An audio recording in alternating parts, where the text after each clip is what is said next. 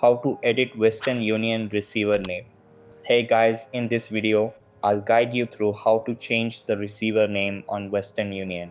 Alright, so let's begin. So, the first thing that you want to do is open up the Western Union app on your mobile and make sure it is updated to the latest version available. After that, sign into your account and you will be redirected to this page. After that, go to the three lines menu at the top. Over here, you will find an option called Track a Transfer. Click on it and you will see all the transactions you have done. If you want to change the receiver name, make sure that the transaction is not completed. It should be in progress like this one. Then choose the transaction that is in progress and tap on it. Scroll down until you find the option to edit. After that, scroll down again and click on Continue. It will ask you to add additional information about the purpose of the transfer.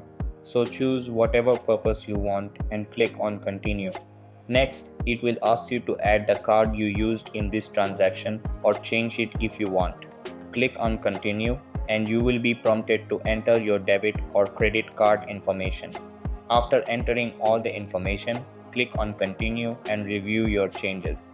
Then you will be able to change the receiver name, but remember, this is only possible if the transaction is still in progress.